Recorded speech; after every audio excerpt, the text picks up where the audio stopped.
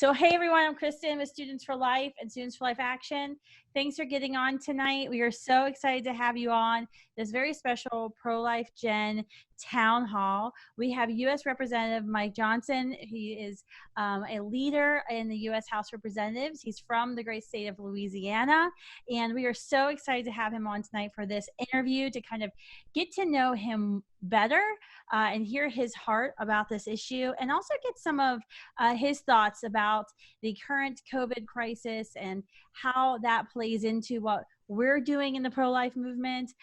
If you all have been keeping track, the abortion lobby has been doing a lot recently in Washington, D.C., trying to really use the COVID crisis for their own benefit. And we've had to kind of keep our eye on them, and it's going to continue, and especially when we talk about chemical abortions. So I really wanted to have the congressman on tonight. Congressman Johnson, he actually was one of the leaders who spoke out against the ratification of the ERA, the Everything Related to Abortion Act. We were so thankful for that. The ERA, as you all know, you've been getting emails and text messages from me about it's not dead. And it really, it really died before I was born. But the abortion industry has another plan for it. And the reason they have another plan for it is because they're desperate, because we are the pro-life generation and we're winning. We have states like Louisiana are some of the most pro-life states in the country that are protecting children, shutting down abortion facilities, and truly serving mothers in crisis. So Congressman, thank you for joining us tonight. Hey, thanks. Thanks for having me. Yeah, so I'm going to ask, I have a few questions for you, but then also if folks have questions, they can go ahead and put them in the chat, and I'll try to make sure to condense them so we can get started here. So some of my simple questions, I have just the first one's more personal. Why is it that this issue of abortion is so important to you as a leader there up on Capitol Hill? Yeah, well, thanks. Well, I was involved in this issue on the front lines of the battle for the sanctity of human life way before I got to Congress. I've been doing this for more than 20 years. And right out of law school, in fact, my first case ever that I ever had was an abortion malpractice case. And it's a long story. And one day I'm convinced there's going to be a book written about the saga. But it was a poor young lady from South Louisiana who was maimed at the Delta Women's Clinic in Baton Rouge, which was infamous at the time as one of the filthiest places anywhere. And very, very long story short, in the course of discovery of that litigation, we uncovered some pretty astounding, shocking information. We got video inside the clinic of rusted surgical instruments and bloody operating procedure rooms, just filthy conditions. And that video was used on the floor of the Louisiana legislature by a young state representative at the time named Tony Perkins, who now runs the FRC. And together we worked on with Dorinda Bordley and some friends of ours at Americans United for Life.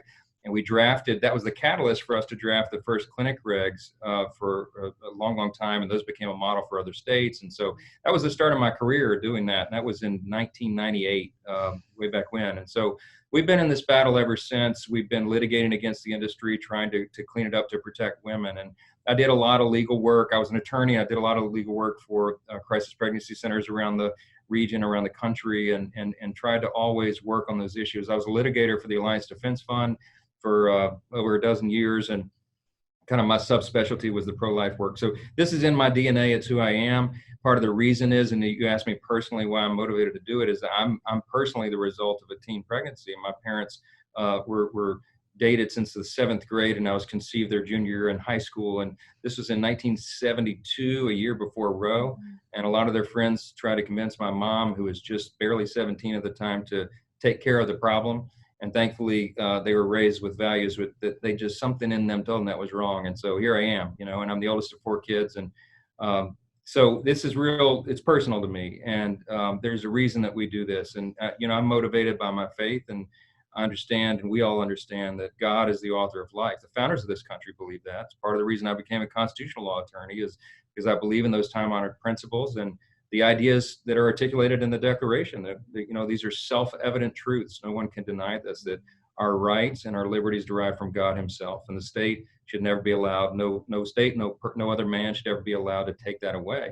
And that's why we're in this battle. And I'm so encouraged when young people do it and join the ranks, because this is, and you are the pro-life generation. And I think we can turn the tide on this. I think that, we're just one or two cases away potentially of overturning Roe and having a brand new, having the table reset for the country. And that's going to be a great day. But the battle's just going to begin then, as you know, because then it devolves to each state. And so we're so grateful for what you guys are doing, and really grateful to be with you. And I'll share any insight I can tonight. And that's, to be honest with you, that's the thought that keeps me up at night, is that moment when Roe is reversed. Are we going to be prepared? Do we have, and that's why we focus so hard on getting Students for Life groups in all the states and getting all the students out to state capitals to do lobby days, to do mobilizations, because really it's not going to be me. It's not going to be our team of, 50. It's going to be everyone who's going to be required to be at their state capitals. And thankfully your state there in Louisiana, I think we're going to be in pretty good shape. But then the question, number one. Yes, you are. You're number one. But then the question becomes, do we have all the resources in place when she's no longer able to legally choose to end the life of her child? And that's something we were grateful to be able to work with some legislators in Virginia on just this past legislative term, talking about foster care reform and adoption reform, and making sure you have that actual culture of life and you have those resources in place. All right. So to start talking about, I guess, the current crisis, the COVID crisis, you all have been very busy up there. I just got a text right as this started from some Planned Parenthood thing asking me to call members of Congress. What do we need to be paying attention and looking for in light of this COVID crisis with what the abortion industry is up to? So a number of things. First, we've had to be very vigilant about protecting the Paycheck Protection Program and the other coronavirus relief funds from going into the hands of Planned Parenthood. And, they're conniving and trying to deceive in every way to get their hands on that money. And the latest bill, we were successful in the first few phases of the coronavirus, the CARES Act and the other relief that's come forward. But this bill that just passed the House on Friday against all of our objection, Pelosi's bill, has no high protections in it. Now, thankfully, that bill has no chance of becoming law, and it'll be dead on arrival in the Senate. It already is. But it goes to show you what they're up to. And they've tried every way to get abortion funding in this, and they've claimed that these are essential services, and you've heard all these crazy arguments.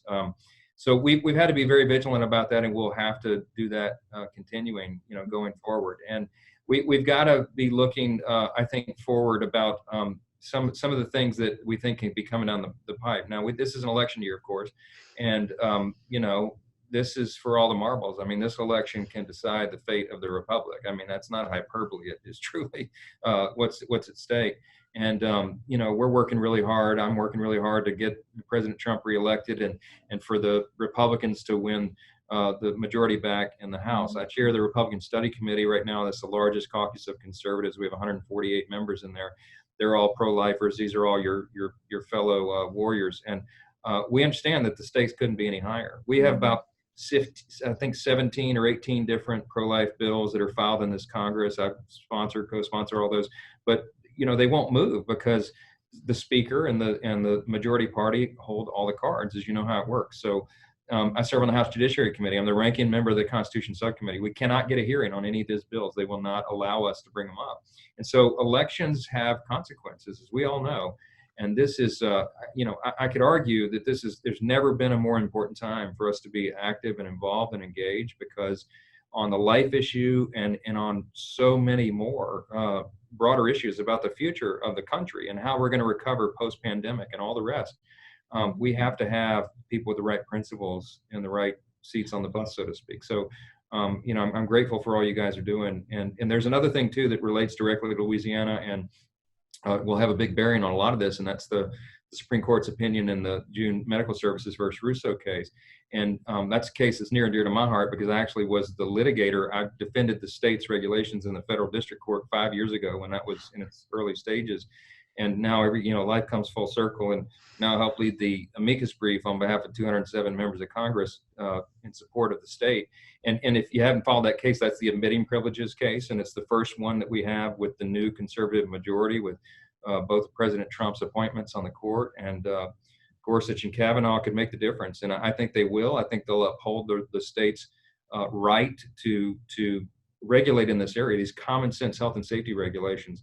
This is a big deal. But the bigger thing about that case is that the court, as you all know, also allowed to hear the third party standing argument. And that could be a game changer. I mean, the original issue about health and safety regs is really important, but the third party standing argument is could be a game changer. And the reason is because, you know, ever since back in 1998 and before that, when states like Louisiana have enacted health and safety regulations and common sense regulations to protect women against this industry, they've been routinely challenged and struck down in the courts over the years. And they're challenged by these third-party groups, these activist groups out of New York or San Francisco or wherever. They descend upon a state, they find a willing plaintiff, and they file suit. And so the third-party standing argument would say you can't have some national abortion rights group file a lawsuit against a regulation in a particular state.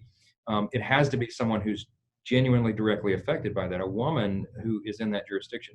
If the court agrees with us on that, that's a whole new day in terms of protecting life. And so we need to be in prayer for the outcome of that. So there's a lot of big issues on the, you know, up in the air right now. And, you know, we had to have all hands on deck at all times. That's absolutely right. We were out there at the Supreme Court. Our students camped out overnight. It was a little cold and windy, but they did it. They were amazing. And so we were able to kind of hold the rally and have all the different pro-life organizations work together and partner together during the hearing day. But it was chaos out there, to be honest with you, Congressman. It was, you know, they were busting. I was there. I know. In fact, with Louisiana, the Attorney General, you know, argued the case, and our Solicitor General, Liz Murrill, and I was literally sitting right behind her. And our Attorney General, Jeff Landry, is leaning over, passing notes to me in the middle of oral argument at the Supreme Court. I'm like, we can't do that, Jeff. So it was a wild day, and one we'll always remember. But we were so grateful because, you know, the bad guys were out there too. And it was so great to have Students for Life out there and everybody else who helped, you know, swell the ranks of the pro-lifers so that we could drown out the horrible arguments of the other side. And that was really important.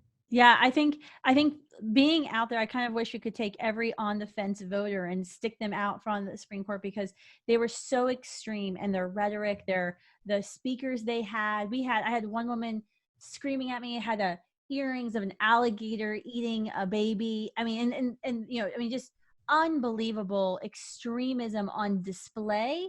And I think, you know, sometimes when we talk about abortion activists and pro-abortion folks, I think a lot of people get turned off. They're like, no one really likes abortion. Maybe they tolerate because of this case, but these were extremists out there. And I think it shows you how important 2020 is, that they're basically feeling like they have nothing else left to lose. And when your enemy, your political enemy gets desperate, that's when they can get very dangerous. And that's exactly what we saw out there. That's why we saw what we saw with Kavanaugh hearings, and the next Supreme Court opening. It's going to be even worse. And I actually have a lot of sympathy for whoever gets nominated. Someone just asked a question in chat. We should know the SCOTUS decision by June. We were going to have a rally out there, Darby, but because of COVID, we probably will have to do a virtual rally. But usually the court releases the most controversial decisions, that's usually about abortion, at the end of the term. So it'll be right before the 4th of July holiday. So stay tuned looking for that.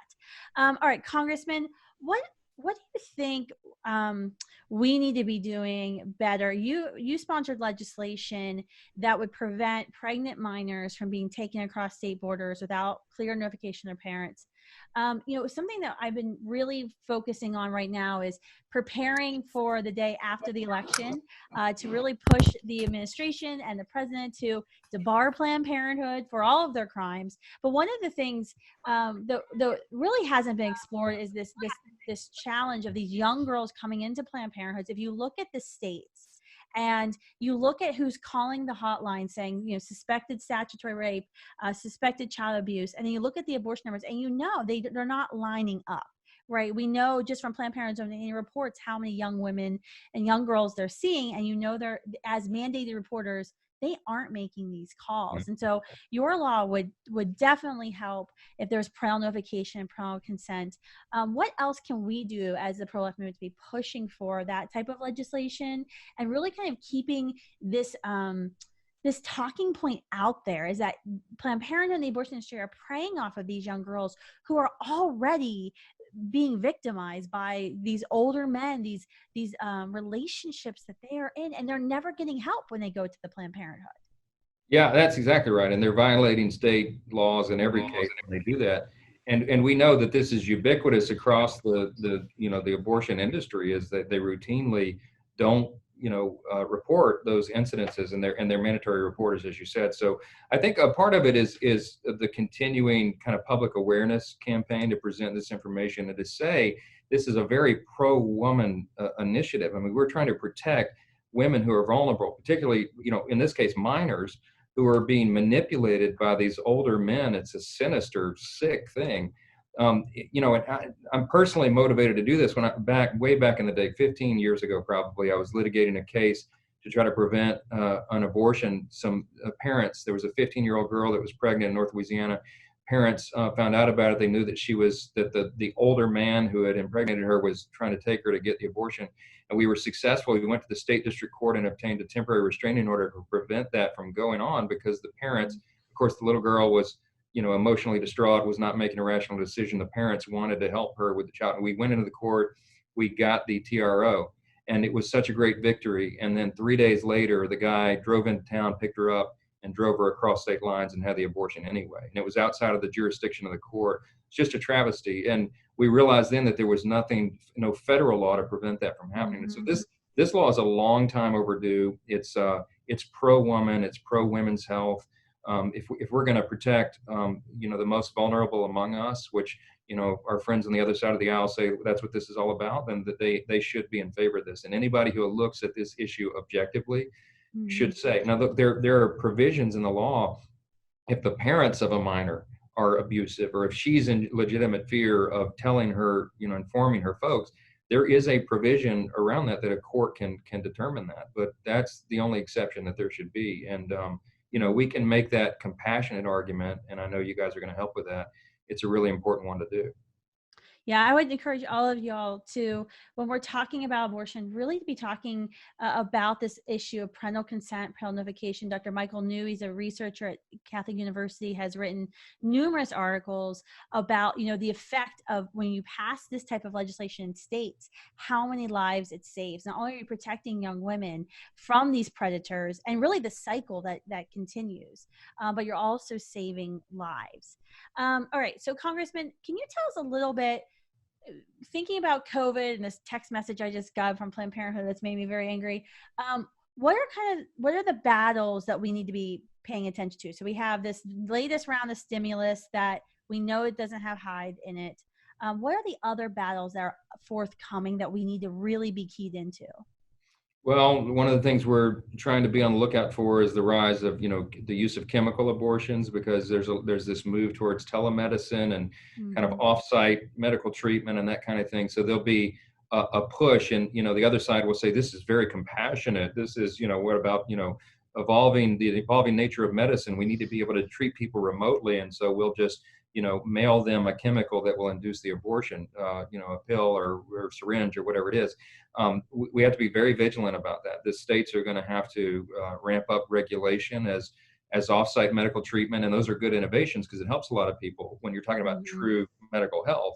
But in the abortion industry, Planned Parenthood and the abortion cartels are going to try their best to maximize profits with that, of course, because they always put profit over people. And we got to be watching for that. That's going to be one of these new emerging areas, I think, as telemedicine takes off and becomes more common and more prevalent. And so particularly out in the rural areas, it's going to be a big thing to watch. So we'll have some legislation to try to address that as well. But again, I keep coming back to this same issue that, it really comes down to the election outcome. And if the pro-abort Democrats are allowed to maintain control of the House, we're kind of stuck on go because we can't move this important legislation, and they're never going to allow it in any of the the larger bills. So that's right. Got to be really active and engaged in this cycle. That's absolutely right. And I encourage you, if you all haven't signed up yet, go to voteprolifefirst.com, sign up to be in our Call Our Door Squad. We're going to be making, I think, 1 million phone calls. We want to hit 250,000 doors.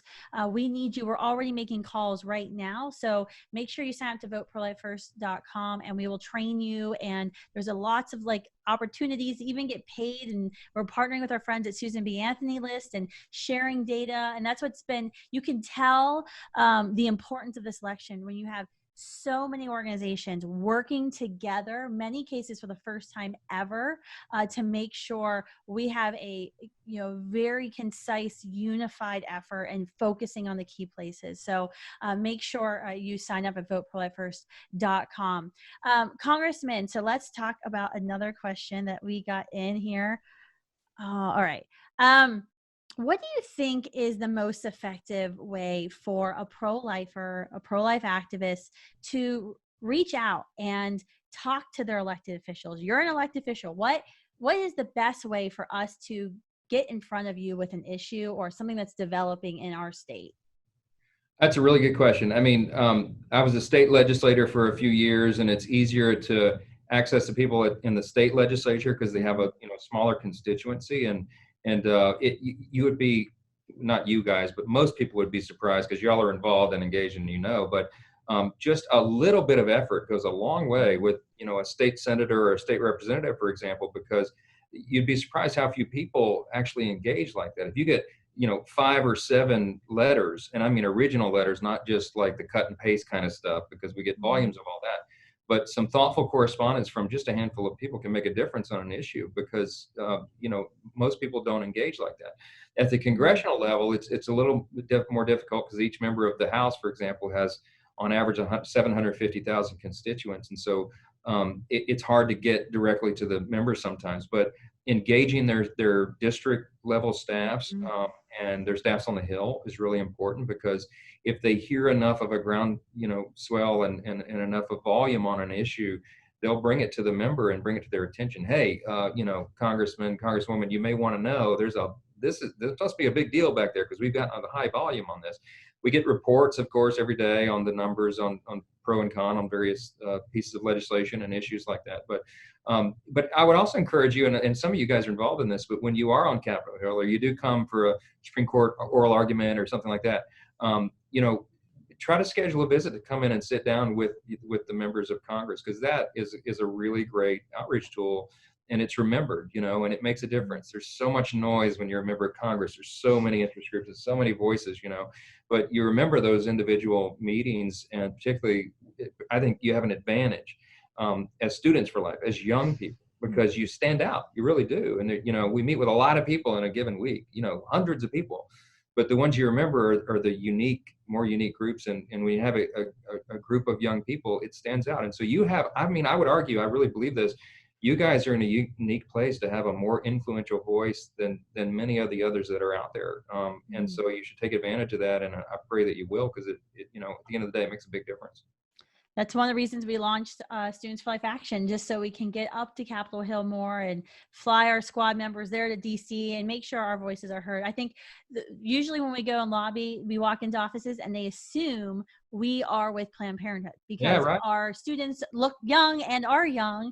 And today there's an automatic assumption. And so we've had to be very clear about wearing pro-life t-shirts and showing folks, no, we are actually with the majority of young people who are pro-life. Right. All right, so this was be the last question for you. This came in from Hector. He wanted to know, what legal remedies can we take to challenge, this is going to be a little controversial, governor's decision who keep abortion facilities open, yet are closing the churches and keeping them closed right now during COVID?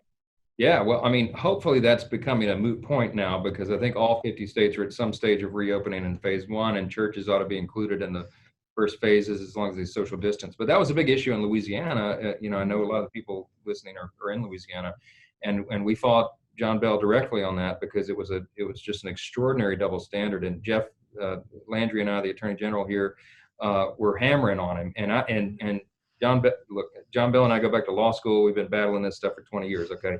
And he professes to be pro-life, but I know better, and I've seen him, many times when he didn't put his mouth where his rhetoric was, and that's just a fact. And this is one of those. And he could have closed those clinics for weeks and never did.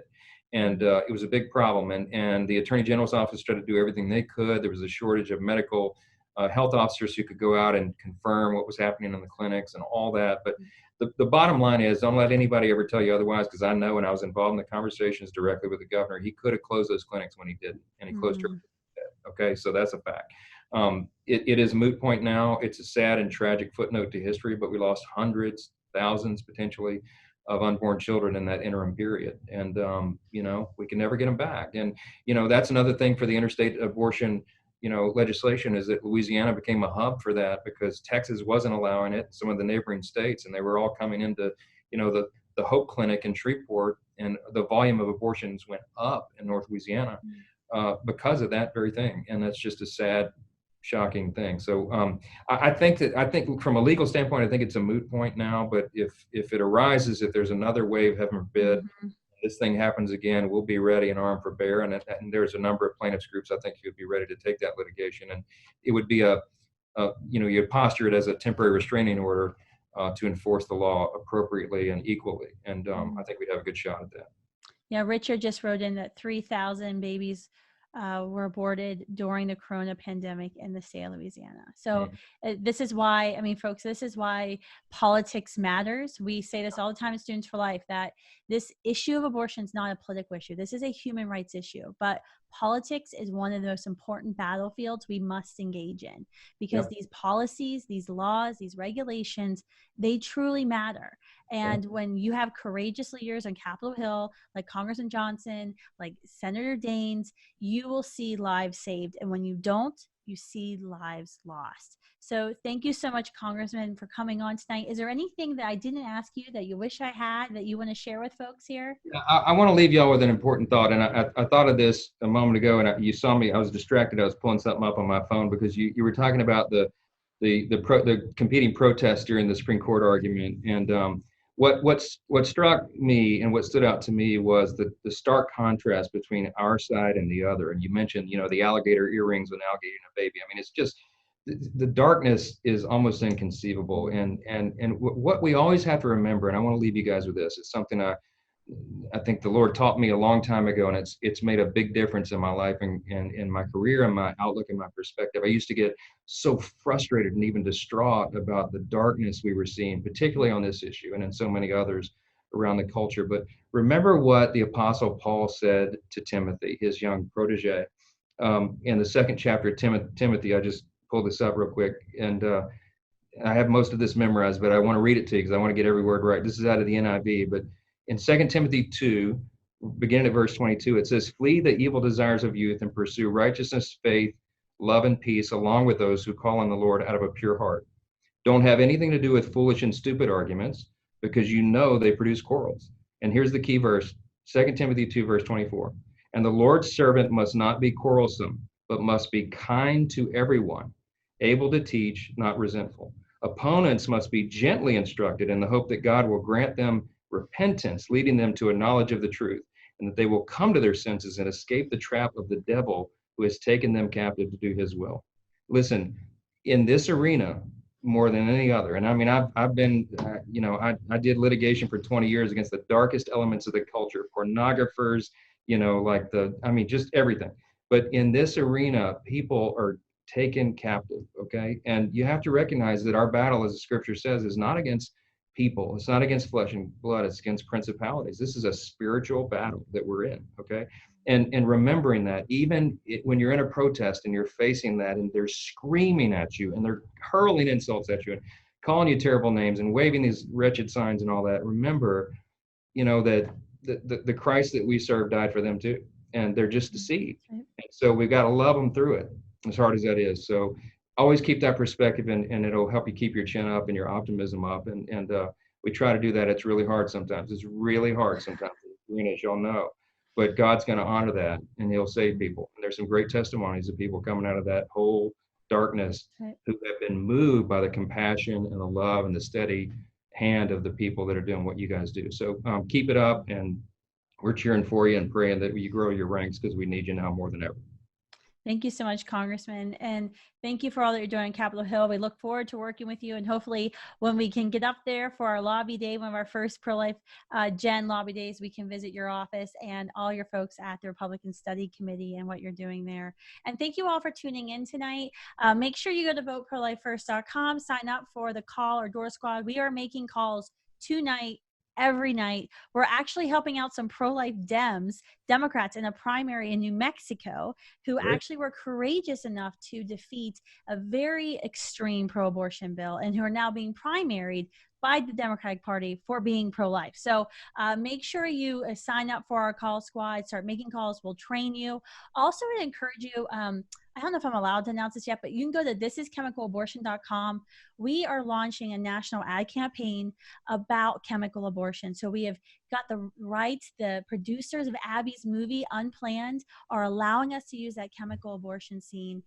We're generating millions of views online, and we're targeting young people, folks who are pro-abortion, who are mushy middle on this issue, to educate them on the gruesomeness of RU486 and the deadliness of this pill. So we're going to be doing a lot on RU486 and these chemical abortions. So if you go to thischemicalabortion.com, you can sign a petition that's going to be going over to the FDA Commissioner, Health and Human Service Secretary, encouraging them to hold the line, but also check out the ad we're writing and spread it around, because honestly, we need to get our own base, the pro-life generation, aware that the chemical abortion pill is not birth control. This is an abortion. It's extremely painful. It is always deadly for a preborn child and sometimes deadly for the mother. So we need to spread the word.